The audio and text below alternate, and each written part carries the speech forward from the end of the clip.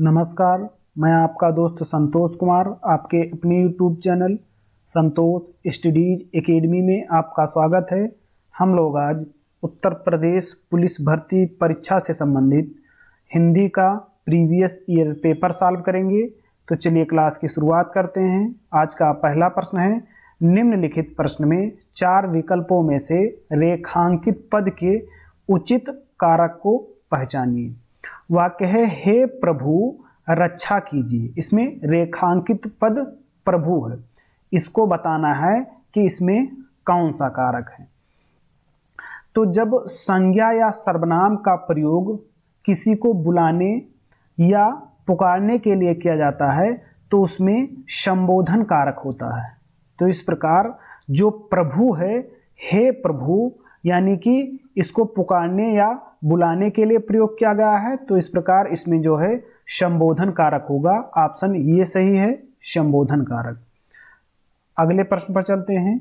अगला प्रश्न है, छंद में प्रयुक्त अक्षर को क्या कहा जाता है। जो छंद में अक्षर प्रयुक्त होता है उसे वर्ण कहते हैं। ऑप्शन डी सही है। अगले प्रश्न पर चलते हैं। अगला प्रश्न है, निम्नलिखित प्रश्न में 4 विकल्पों में से उस सही विकल्प का चयन करें जो दिए गए पद के उचित अलंकार रूप का सबसे अच्छा विकल्प है। अब यहाँ पर अलंकार आया है तो अलंकार के बारे में जान लेते हैं कि अलंकार किसे कहते हैं। तो अलंकार का शाब्दिक अर्थ आभूषण होता है।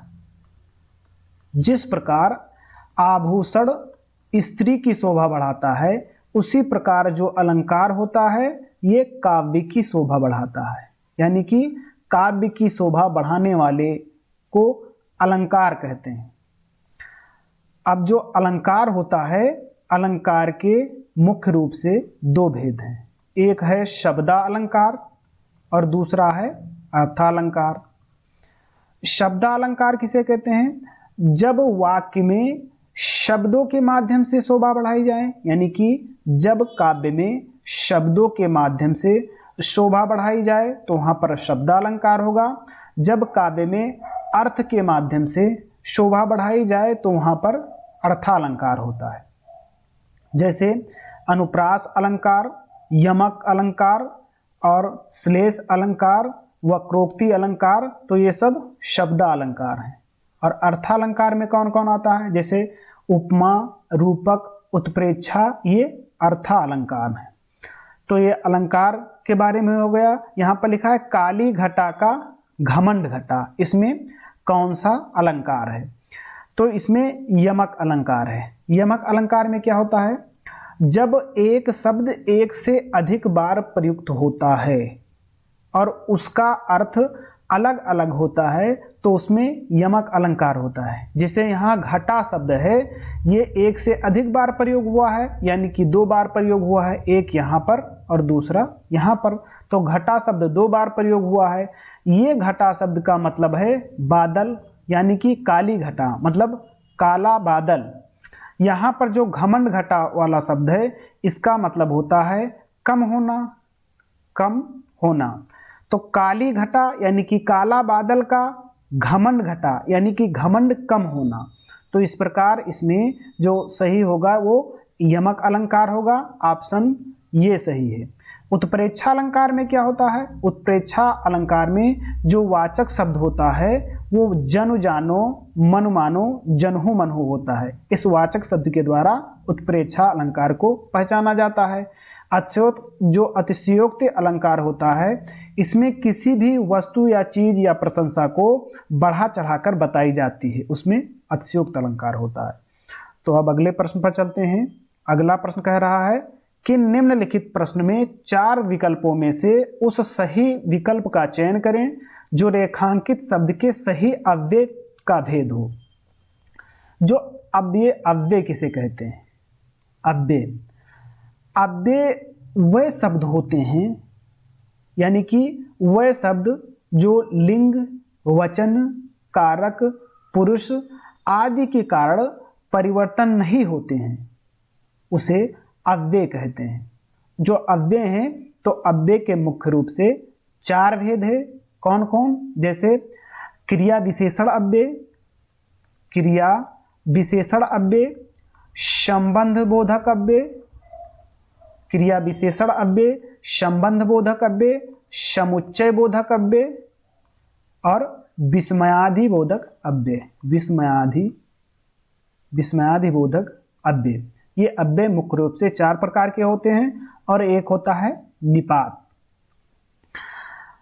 अब जो क्रिया विशेषण होता है वो एक अव्यय होता है, इसलिए जो क्रिया विशेषण है वो अव्यय के अंतर्गत आता है।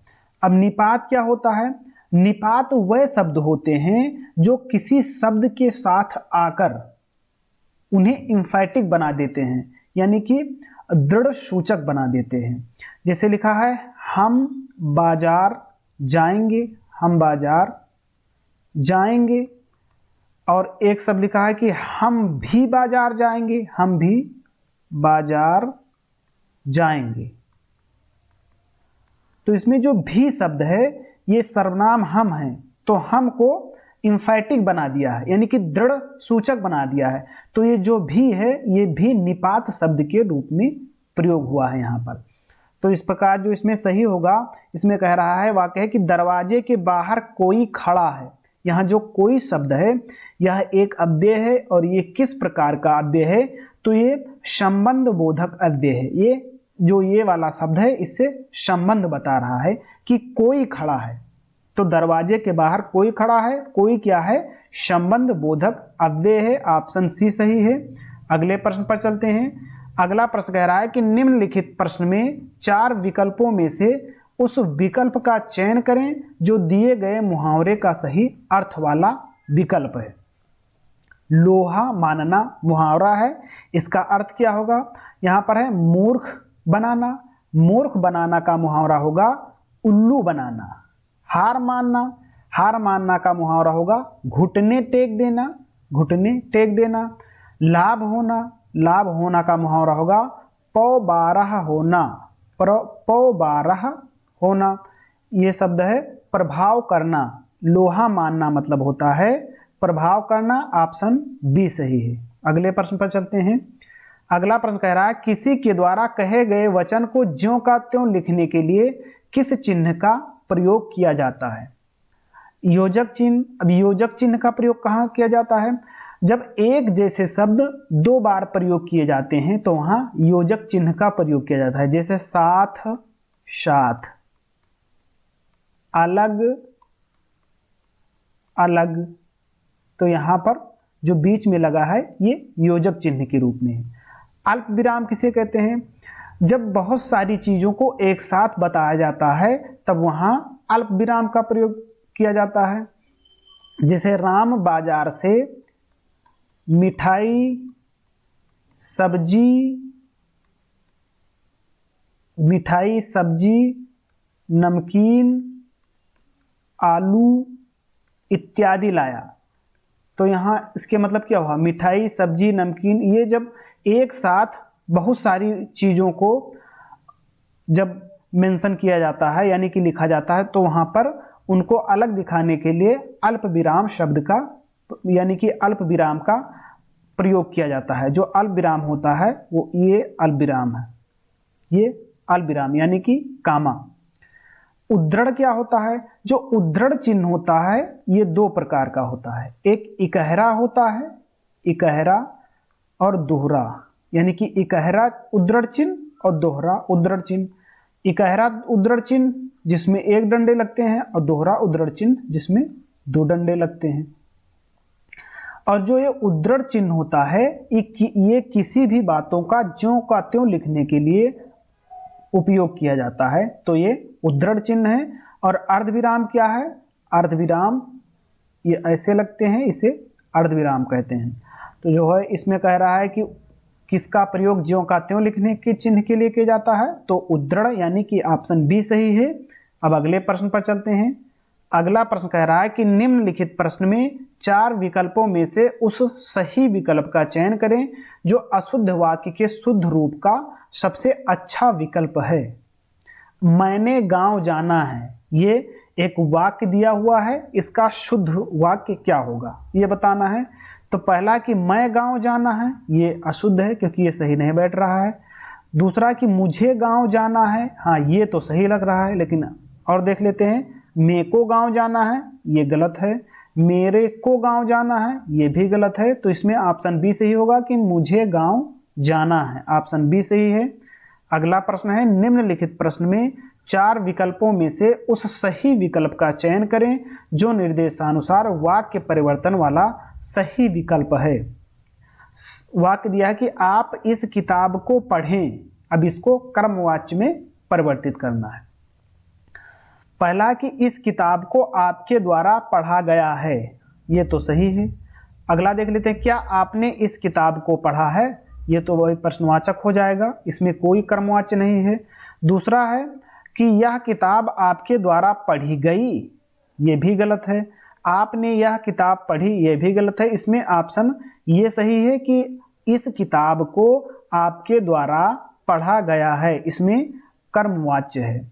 जो वाच्य होता है तो वाच्य के 3 भेद होते हैं, कौन कौन? कर्मवाच्य, पहला होता है कर्तृवाच्य, कर्तृवाच्य, दूसरा है कर्मवाच्य और तीसरा है भाववाच्य। अब कर्तृवाच्य किसे कहते हैं? कर्तृवाच्य, जो कर्तृवाच्य होता है इसमें कर्ता प्रधान होता है और जो क्रिया होती है वो कर्ता के अनुसार होती है। कर्म में क्या होता है? कर्मवाच्य में कर्म की प्रधानता होती है और जो क्रिया होती है वो कर्म के अनुसार होती है। भाववाच्य में क्रिया की प्रधानता होती है और इसमें कर्म नहीं होता है, यानी कि भाववाच्य में कर्म नहीं होता है। तो ये वाच्य के 3 भेद हैं, कर्तृवाच्य, कर्मवाच्य और भाववाच्य। आगे चलते हैं। अगला प्रश्न है कि निम्नलिखित प्रश्न में 4 विकल्प दिए गए हैं, जिनमें से उस विकल्प का चयन करें जो शब्द या वाक्य का सबसे अच्छा एक शब्द विकल्प है, जिसका उत्साह नष्ट हो गया हो, उसे क्या कहते हैं?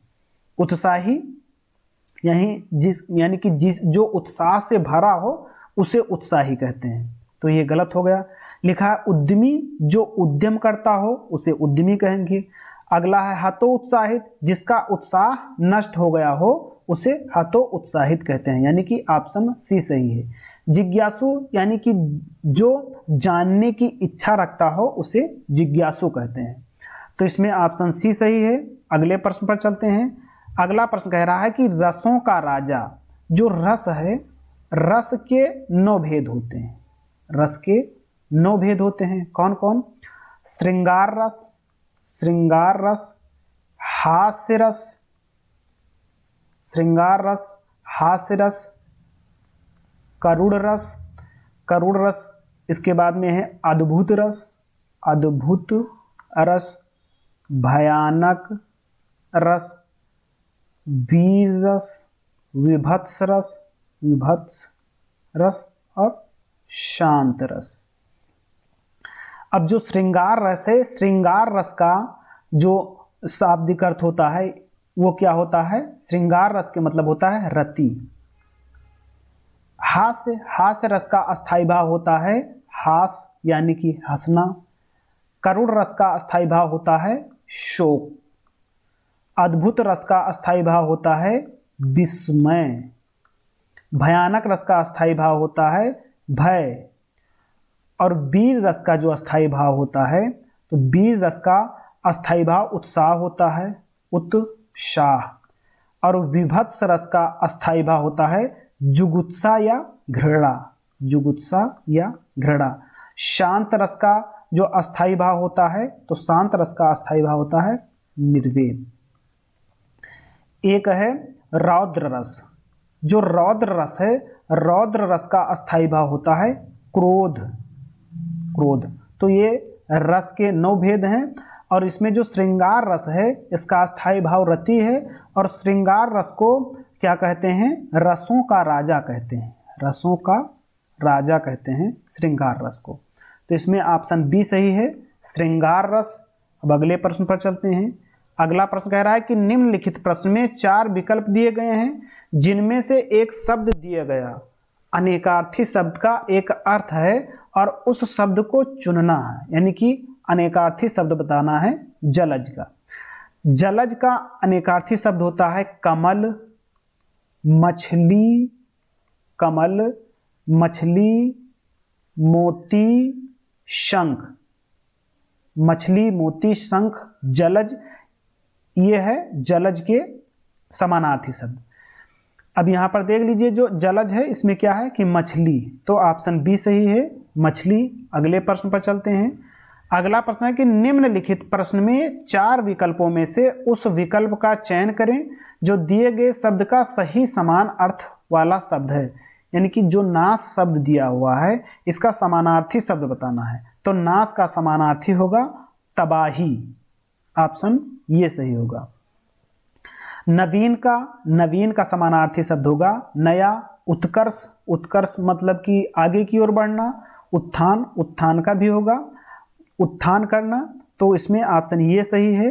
अगले प्रश्न पर चलते हैं। अगला प्रश्न कह रहा है कि निम्नलिखित प्रश्न में 4 विकल्प दिए गए हैं जिनमें से उस विकल्प का चयन करें जो शब्द का सबसे अच्छा विकल्प है। यहां पर शब्द यह है पतन। अब पतन का कौन सबसे अच्छा इसमें उदाहरण है। पतन मतलब क्या होता है? पत्ता, देखिए जो पत्ता है, पत्ता के मतलब होता है पल्लव, पात, ये इसके समानार्थी शब्द हैं। पुत्र के मतलब होता है बेटा, तने, ये पुत्र के समानार्थी शब्द हैं। घर का समानार्थी शब्द होता है गेह, मकान, सदन। और जो गिरना है, गिरना का होता है समानार्थी शब्द पतन। तो इसमें ऑप्शन बी सही है, पतन का हो जाएगा गिरना। अगला है कि निम्नलिखित प्रश्न में 4 विकल्प में से उस विकल्प का चयन करें जो सही संधि विच्छेद वाला विकल्प है। उल्लास का संधि विच्छेद बताना है। जो संधि है, संधि के 3 भेद हैं। संधि के 3 भेद हैं, स्वर संधि, व्यंजन संधि, विसर्ग संधि। ये संधि के 3 भेद है। स्वर संधि क्या होती है? जिसमें यानी कि जिस संधि में स्वर का स्वर से मेल होता है उसमें स्वर संधि होती है। व्यंजन संधि में क्या होता है? जिसमें व्यंजन का स्वर या व्यंजन से मेल होता है उसे व्यंजन संधि कहते हैं। और विसर्ग संधि किसे कहते हैं? जिसमें विसर्ग का मेल स्वर या व्यंजन से होता है उसे विसर्ग संधि कहते हैं। तो जो उल्लास शब्द है इसमें व्यंजन संधि है, व्यंजन संधि है। अब इसमें क्या है? उल्लास का संधि विच्छेद करोगे तो हो जाएगा उत धन लास, उत धन लास। तो जो ता है, जो आधा ता है, ये संधि करने पर, जो आधा ता है ये संधि करने पर ला में परिवर्तित हो जाएगा, आधा ला में परिवर्तित हो जाएगा। तो इस प्रकार आधा ला हो जाएगा। तो उत यानी उ और आधा ला और सा लास, तो उल्लास पूरा हो जाएगा। तो यहाँ पर जो ऑप्शन है उत धन लास, तो ऑप्शन इसमें ये सही होगा, उल्लास का उत धन लास संधि विच्छेद होगा। आगे चलते हैं। अगला प्रश्न कह रहा है कि निम्नलिखित प्रश्न में 4 विकल्पों में से उस सही विकल्प का चयन करें जो निम्न वाक्य का पूर्वकालिक क्रिया परिवर्तन वाक्य बताता है। बच्चों ने गृह कार्य किया, वे खेलने लग गए। यहां से वाक्य दिया हुआ है कि बच्चों ने गृह कार्य किया, वे खेलने गए। इस वाक्य को पूर्वकालिक क्रिया के रूप में परिवर्तन करना है। अब पूर्वकालिक क्रिया क्या होती है? पूर्वकालिक क्रिया, पूर्वकालिक क्रिया उसे कहते हैं जब कर्ता एक कार्य को समाप्त करके तुरंत दूसरा कार्य करना आरंभ कर दे, तो जो पहले वाला कार्य क्रिया है वो पूर्वकालिक क्रिया कहलाएगी। जैसे अब इसमें पहला वाक्य दिया हो कि बच्चे गृह कार्य किए बिना खेलने लगे। अभी इसमें जो है पूर्वकालिक क्रिया नहीं है। आगे चलते हैं।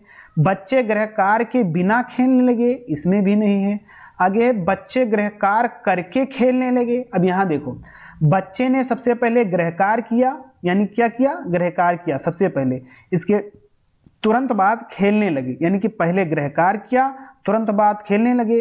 तो इसमें 2 क्रियाएं हुई, एक करना यानी कि गृह कार्य करना और दूसरा खेलना। तो जो पहले वाली क्रिया हुई गृह कार्य करना, ये पूर्वकालिक क्रिया हुई, ये पूर्वकालिक क्रिया हुई और ये दूसरी क्रिया है। तो इस वाक्य में क्या है कि पूर्वकालिक क्रिया है और यही पूछ रहा था। आगे बच्चों ने गिरहकार किया और खेलने लगे, तो इसमें ये दूसरा सेंटेंस हो गया और ये दूसरा हो गया, तो इसमें क्योंकि और लगा है तो इसलिए ये गलत हो जाएगा और इस प्रश्न में ऑप्शन सी सही है। अब आगे प्रश्न की ओर चलते हैं। अगला प्रश्न कह रहा है कि निम्नलिखित प्रश्न में 4 विकल्पों में से उस विकल्प का चयन करें जो सही विकल्प है। उपसर्ग शब्द के, यानी कि जो उपसर्ग है वो शब्द के कहाँ लगता है, आरंभ में, अंत में, क्रिया में। तो जो उपसर्ग शब्द है, जैसे प्रतिदिन, प्रतिदिन एक शब्द है, इसे तोड़ोगे तो क्या हो जाएगा, प्रतिधन दिन। अब यहां जो दिन है ये मूल शब्द है, दिन मूल शब्द है और प्रति ये उपसर्ग है, ये उपसर्ग है। अब एक है तबाही, तबाही। अब तबाही शब्द को तोड़ोगे तो क्या हो जाएगा, तबाह धन ई, यानी कि बड़ी ई। अब यहाँ पे जो प्रति है ये उपसर्ग है और ई क्या है, ये प्रत्यय है। यानी कि जो उपसर्ग होता है ये शब्द के पहले लगता है और जो प्रत्यय होता है ये शब्द के अंत में लगता है। तो जो उपसर्ग पूछ रहा है ये शब्द के आरंभ में लगता है। ऑप्शन बी सही है। आगे की ओर चलते हैं। अगला प्रश्न कह रहा है कि निम्नलिखित प्रश्न में 4 विकल्पों में से दिए गए शब्द के विपरीत अर्थ वाला विकल्प चुनिए, यानी कि विलोम शब्द बताना है। तो वियोग का विलोम होगा संयोग, विलोम का वियोग संयोग। दुरुपयोग का विलोम सदुपयोग, सदुपयोग। आगे अवशेष, अवशेष का विलोम होगा पूर्ण। मिलन, मिलन का वियोग होगा विरह। तो इस प्रकार इसमें पूछ रहा है संयोग, तो ऑप्शन ये सही होगा। आगे चलते हैं। अगला प्रश्न कह रहा है कि निम्नलिखित प्रश्न में 4 विकल्प दिए गए हैं जिनमें से एक शब्द दिए गए शब्द का सही तद्भव रूप हो है, यानी जो कपोत है तो इसका तद्भव बताना है। शब्द देखिए तद्भव होता है और एक होता है तत्सम, तत्सम। तत्सम शब्द वह शब्द होते हैं जो संस्कृत से आए हैं, हिंदी में प्रयुक्त होते हैं और उनका रूप परिवर्तन नहीं हुआ है, वह तत्सम शब्द कहलाते हैं। तद्भव शब्द वह शब्द होते हैं जो संस्कृत से हिंदी में आए हैं लेकिन इनका जो प्रयोग हुआ है ये हिंदी में आए हैं और इनका बदल कर हिंदी में प्रयोग किया गया है, उसे तद्भव शब्द कहते हैं। यानी कि जहां पर संस्कृत के शब्द मिले वो तत्सम शब्द होगा और जहां पर आप समझे कि ये हिंदी का शब्द है वहां तद्भव होगा सामान्य भाषा में। गाल है, अब इसका गाल का हो जाएगा कपोल, कपोल। गाल का तत्सम कपोल हो जाएगा। काम का तत्सम कर्म हो जाएगा। कबूतर का तत्सम कपोत हो जाएगा और काज का तत्सम कार्य हो जाएगा। अब इसमें पूछ रहा है कपोत यानी कि कबूतर, ऑप्शन बी सही है। ये इसका तत्सम यानी कि तद्भव शब्द होगा कबूतर। आगे की ओर चलते हैं। अगला प्रश्न कह रहा है कि निम्नलिखित प्रश्न में 4 विकल्पों में से दिए गए शब्द के सही समास वाला विकल्प पहचानिए। समास के 6 भेद होते हैं। समास के कितने भेद होते हैं? 6 भेद होते हैं। कौन कौन? अव्यय समास, द्वंद्व समास, द्विगु समास, तत्पुरुष समास, कर्मधारय समास और बहुव्रीहि समास, बहुव्रीहि समास। ये समास के 6 भेद हैं। अव्यय समास में क्या होता है? अव्यय समास में जो पहला पद होता है वो अव्यय या प्रधान या उपसर्ग होता है।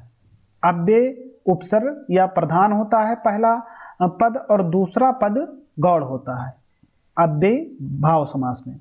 दूसरा है द्वंद्व समास। द्वंद्व समास में दोनों पद प्रधान होते हैं, दोनों पद प्रधान होते हैं। द्विगु समास में, द्विगु समास का जो पहला शब्द होता है यानी कि जो प्रथम पद होता है वो संख्यावाची विशेषण होता है, संख्यावाची विशेषण होता है और जो उत्तर पद होता है वो गौड़ होता है। तत्पुरुष समास में क्या होता है? तत्पुरुष समास का पहला पद प्रधान होता है, तत्पुरुष समास का जो पहला पद है वो गौड़ होता है और उत्तर पद प्रधान होता है। और तत्पुरुष समास के 6 भेद हैं इनका जो है समास विग्रह करने पर इसमें यानी कि कारक चिन्ह आ जाते हैं, और जब समास करोगे तो कारक चिन्ह लुप्त हो जाते हैं तत्पुरुष समास में। क्रमधारय समास में क्या होता है, इसमें विशेषण विशेष उपमान उपमेय का प्रयोग होता है। इसमें है जो के समान रूपी आदि वाचक शब्द मध्य में आते हैं।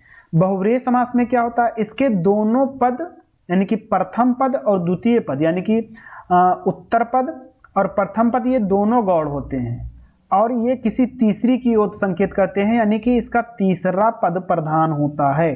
तो ये पूछ लिया जाए कि बहुव्रीहि समास का कौन सा पद प्रधान होता है, तो तीसरा पद प्रधान होता है बहुव्रीहि समास का। यहां पर देखिए चंद्रशेखर, इसमें क्या है, बहुव्रीहि समास है। चंद्रशेखर को जब विग्रह करोगे तो हो जाएगा चंद्र है शिखर पर जिसके, अर्थात शिव। तो यहां पर लिखा है चंद्र है शिखर पर जिसके, अर्थात भगवान शिव। अब यहां पर देख लीजिए चंद्रशेखर, इसे चंद्र और शेखर, इसमें दो हैं, चंद्र और शेखर, ये दो पद हैं।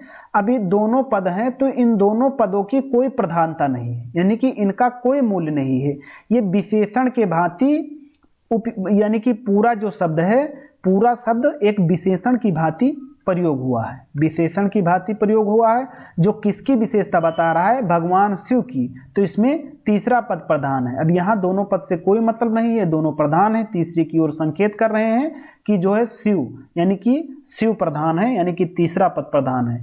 तो जो चंद्रशेखर है उसका इसमें बहुव्रीहि समास हो जाएगा, और इसका विग्रह होगा चंद्र है शिखर पर जिसके। आगे चलते हैं। अगला है कि निम्नलिखित प्रश्न में 4 विकल्पों में से उस विकल्प का चयन करें जो प्रत्यय से नहीं बना है। यहां पर है चिकनाहट। अब चिकनाहट को तोड़ोगे तो क्या हो जाएगा, चिकन धन आहट, आहट। चिकन ये मूल शब्द है और आहट क्या है, प्रत्यय है। खटास, खटास को तोड़ोगे तो हो जाएगा खट धन आश। जो खट है ये मूल शब्द है और आस प्रत्यय हो जाएगा। चांदनी, चांदनी को जब तोड़ोगे तो हो जाएगा चांद धन नी, यानी कि जो चांद है ये मूल शब्द हो जाएगा और नी प्रत्यय हो जाएगा। बखूबी, जो बखूबी है ये मूल शब्द है, इसमें किसी भी प्रत्यय का प्रयोग नहीं हुआ है। अब बखूबी को तोड़ोगे तो कैसे टूटेगा, तोड़कर देख लिए बखू, अब ये मूल शब्द निकलेगा ही नहीं, तो इसलिए जो बखूबी है ये पूरा का पूरा मूल शब्द ही है, इसमें कोई प्रत्यय का प्रयोग नहीं हुआ है। इस प्रकार ऑप्शन इसमें डी सही है। आगे चलते हैं।